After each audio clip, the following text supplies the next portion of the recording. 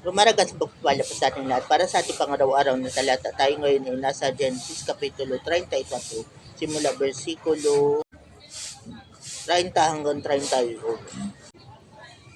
Sinabi ni Jacob kina Simeon at Levi, binigyan ninyo ako ng napakalaking suliranin. Ngayon kamumuhian na tayo ng mga Kananeo at Periseo.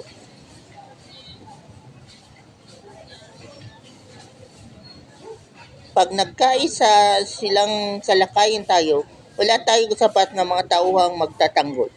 Maaari nilang lipulin ang aking sambahayan.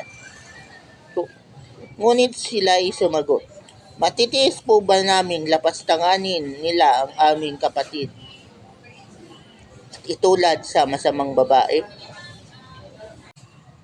So yun na nga po, na lumalabas na para kasing naging overkill na rin yung ginawa ng mga kapatid ni Dina. Dito, babasa natin na parang natatakot si Jacob na baka sila naman ay salakayin at gantihan din ng mga kababayan ni Shechem na kanilang nilipol. So yun po, nung panahon nila, siguro wala pang justice system at ang paraan para makahanap ng justisya ay sa pamamagitan ng paghiganti. Sa panahon natin ngayon, hindi na yan pwede. Kaiba tayong panahon.